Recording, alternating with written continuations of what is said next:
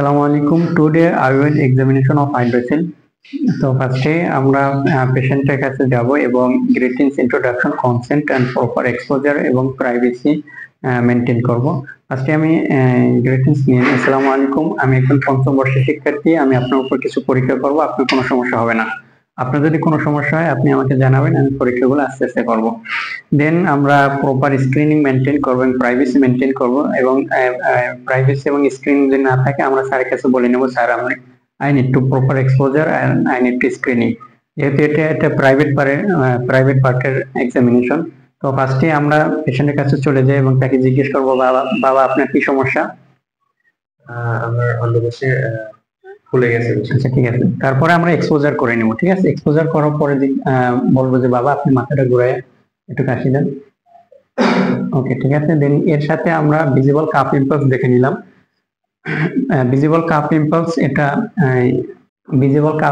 এটা হাইড্রোসিলের জন্য নেগেটিভ হবে এবং ইনগুইনাল হার্নিয়ার জন্য পজিটিভ হবে। এরপর এর সাথে আমরা কিছু কোশ্চেন করে নিব। বাবা আপনার এটা কতদিন ধরে? 3 মাস। ওকে, আপনি কোনো আঘাত পেয়েছেন কিনা? ঠিক আছে। আপনার এখানে কোনো ব্যথা আছে? ওকে। এরপর আমরা জিজ্ঞেস করে নিব যে আপনি শরীরে এটা কি ভিতরে চলে যায় কিনা, ঠিক আছে? শরীরে কি আপনার একটু ভিতরে চলে যায়? না, ঠিক আছে, যায় না। নর্মালি ইনগুইনাল হার্নিয়াতে এটা রিডিউসেবল হয়, অর্থাৎ যখন শুবে তখন এটা ভিতরের দিকে ঢুকে যাবে। আর যদি এটা স্ক্রোটাল সোয়েলিং হয় অর্থাৎ হাইড্রোসিল হয় তাহলে এটা পারসিস্ট করতে থাকবে, ঠিক আছে?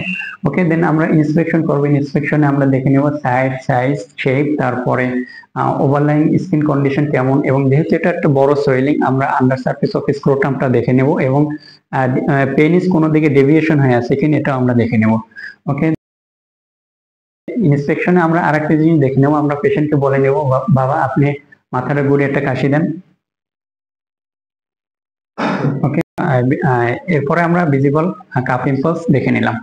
ওকে, দেন আমরা পালপেশনে চলে যাব। পালপেশনে আমরা টেম্পারেচার দেখে নেব। টেম্পারেচার দেখার জন্য আমরা থাইয়ের সাথে কম্পেয়ার করব। ফার্স্টে নর্মাল সাইড আমরা ডরসাল সারফেস অফ ফিঙ্গার দিয়ে আমরা পালপেট করব। নর্মাল সাইড, দেন প্যাথোলজিক্যাল সাইড, দেন আবার নর্মাল সাইড। যেহেতু এটা বড় সোয়েলিং আমরা দুই পাশে করে নেব, নর্মাল সাইড, প্যাথোলজিক্যাল সাইড এবং নর্মাল সাইড। দেন আমরা টেন্ডারনেস আছে কিনা এটা দেখে নেব। টেন্ডারনেস আছে কিনা এটা দেখার জন্য ফার্স্টে পেশেন্টকে জিজ্ঞেস করে নেব, বাবা আপনার কি এখানে ব্যথা আছে? ওকে, ব্যথা নাই। তারপর আমরা যখন পালপেট করব তখন পেশেন্টের ফেসিয়াল এক্সপ্রেশন দেখবো যে ফেসিয়াল এক্সপ্রেশন কোনো চেঞ্জ হয় কিনা। ওকে, আমরা টেন্ডারনেস দেখে নিলাম। এখন আমরা কনসিস্টেন্সি দেখে নেব।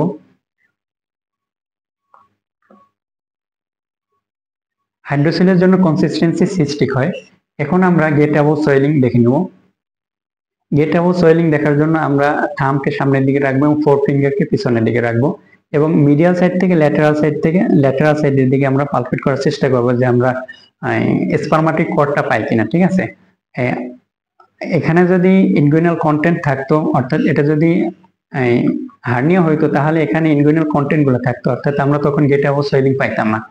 এখন যেহেতু এটা স্ক্রোটাল সোয়েলিং তখন আমরা বেজ অফ স্ক্রোটাম বা রুট অফ স্ক্রোটামে আমরা অনলি স্পারমাটিক কর্ড পাবো এবং অন্য কোনো কন্টেন্ট পাবো না। সেলের জন্য আমরা গেট অ্যাবভ সোয়েলিং পাবো। ওকে, তারপরে আমরা এরপর আমরা ফ্লাকচুয়েশন টেস্ট করে নিব এবং ট্রান্সইলুমিনেশন টেস্ট করব। ফ্লাকচুয়েশন টেস্ট করার জন্য আমরা এই সোয়েলিংটাকে টেন্স করে নেব। আমরা পেশেন্টকে বলবো, বাবা আপনি এটাকে টেন্স করেন। ওকে, আপনি এটা চাপ দিয়ে ধরেন, এবার চাপ দেন। এটা যখন টেন্স হইলো এখন আমরা ফ্লাকচুয়েশন টেস্ট করব। ফ্লাকচুয়েশন টেস্ট আমরা এভাবে করব, যে এভাবে করব, দুইটা আঙ্গুল এভাবে রাখবো এবং এই আঙ্গুল দিয়ে প্রেস করে আমরা এই আঙ্গুলে ফিল করব। আবার যখন এই আঙ্গুলে প্রেস করব তখন আমরা এই আঙ্গুল দিয়ে ফিল করব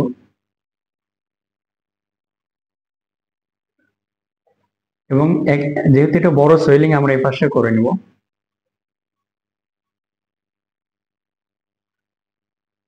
ওকে, দেন আমরা যখন ফ্লাকচুয়েশন টেস্ট পজিটিভ হবে তখন আমরা ট্রান্সইলুমিনেশন টেস্ট করব। ট্রান্সইলুমিনেশন করার সময় সবসময় এটা 90 ডিগ্রি অ্যাঙ্গেলে করতে হবে, অর্থাৎ আমরা এটা আমাদের একটা চোঙ লাগবে, এই চোঙটা আমরা এভাবে ধরবো এবং লাইট যেটা ধরবো এটা 90 ডিগ্রি অ্যাঙ্গেলে ধরবো, কখনো আমরা এভাবে ধরবো না, সবসময় 90 ডিগ্রি অ্যাঙ্গেলে ধরবো। এটা ধরার নিয়ম হইলো সবচেয়ে বেটার হয় যখন আমরা অন্ধকার রুমে যদি এক্সামিনেশনটা করি তাহলে এটা বেটার হয়। আমরা এটা আগে ধরে নিব, তারপরে চোখ দিব, তারপরে আমরা লাইট ধরবো, লাইট অফ করব, তারপর আমি চোখ সরাবো। ওকে, একই সিস্টেম এভাবে এপাশে করে নিব। আমি আবার বলিনি, এটা রাইট অ্যাঙ্গেলে হবে, 90 ডিগ্রি অ্যাঙ্গেলে হবে, লাইট এবং চোঙের ভিতরে।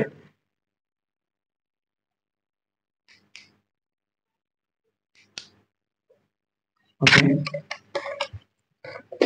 দেন ফ্লাকচুয়েশন টেস্ট এবং ট্রান্সফরমেশন টেস্ট চিঠি। এখন আমরা পালপেট দ্য টেস্টটা পালপেট করে নেব, যে আমরা টেস্ট পাই কিনা এটা পালপেট করে নেব।